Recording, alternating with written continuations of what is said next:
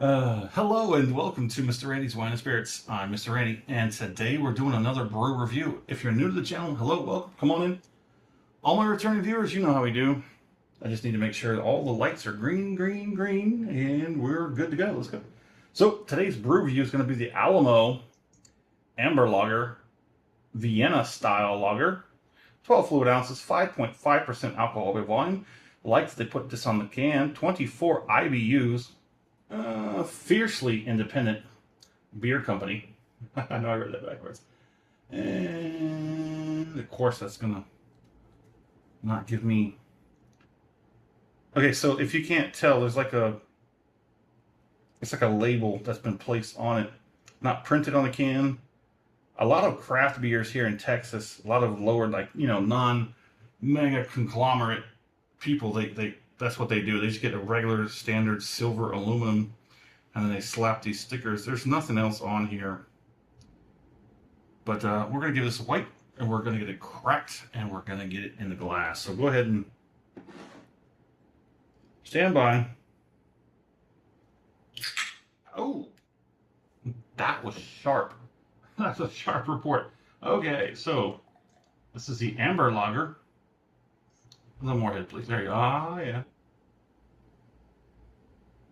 Starting to mess around with Chat GPT. Pretty sure most of you have saw that the thumbnails have gotten a little. Oh, just gonna leave that there. So they claim they use 2-row malt Vienna with, I need to write better, Hallertau, something hot hops. Yeah, I really need to slow down. So the IBU rating, as you saw, was 24 for all you calorie counting, carb conscious connoisseurs. It's a range between 160 and 175 because the average analysis, as you've seen on videos previously, it's average. So average between 160 and 175, kind of a swing. But as far as the carb count, why do they nail down the carb count? There's a formula. I remember them. There's a formula you could figure out what exactly, a little bit more tighter of a range than that. But 14 carbs per 12 ounces. I paid $2.60 out the door at my not so local Specs. But it looks beautiful. It's nice, dark and thick. Decent head. That is a more almond head if I've ever seen one. That is very almond. Let's go ahead and get it on the nose. Okay, it's very very bready, very yeasty, slightly malty, kind of mixing in to get that weird sort of imbalance on the nose, but not too bad. I mean, you really have to be able to pick it apart, and to try new things and become a connoisseur of sorts. That's what you got to do. You got to keep trying new things, different things, keep track of what it is, really figure this out, really spend some time. Because the majority is just going to say yes or no. They like it, they don't like it, there it is. So let's get it on the palate.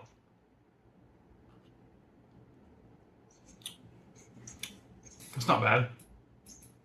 Kind of like Vienna. I was going to say Vienna sausage. Like I was thinking, I haven't had a Vienna sausage in a while. You put a little barbecue sauce on it, you just pop the can, drain it, put some barbecue sauce. That's a snack right there. Plenty of proteins and vitamins. It goes great with a beer. This beer, probably. A Vienna. I was going to say it's pretty close to a German style lager. Let's go one more.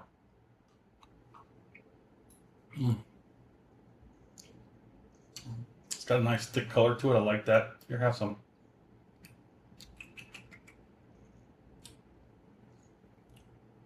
Right, it's pretty nice, pretty nice. Go ahead and get one more.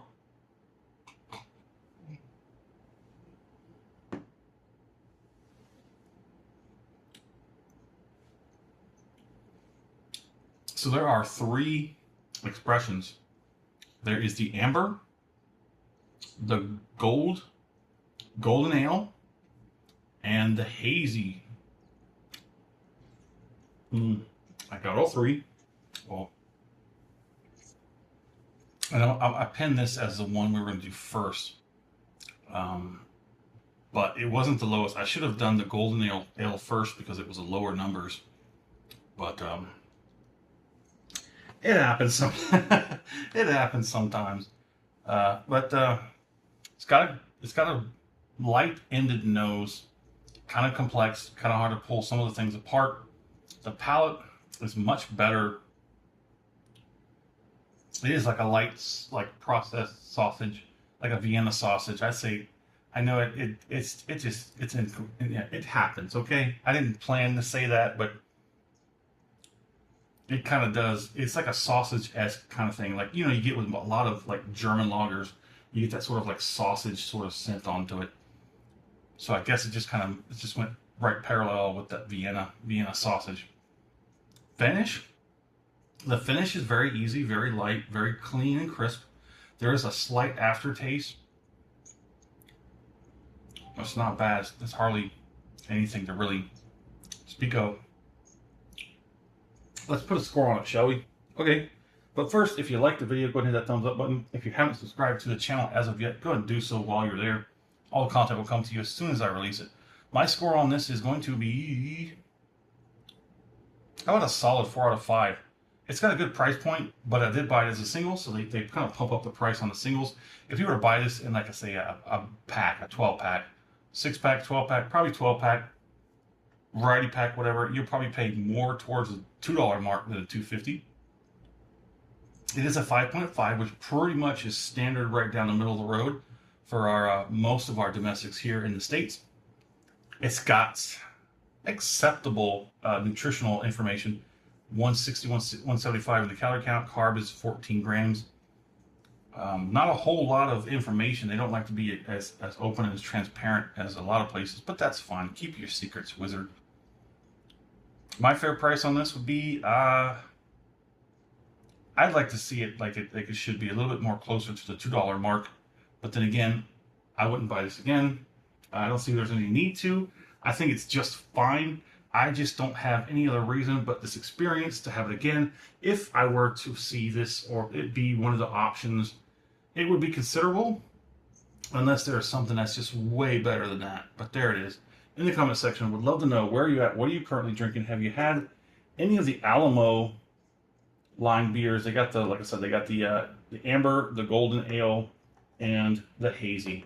But I guess tomorrow we're going to do that golden. Tomorrow we'll do the proper one in sequence, the golden. But there it is. As always, thanks for coming by at Mr. Randy's Wine and Spirits. We'll call it a good one.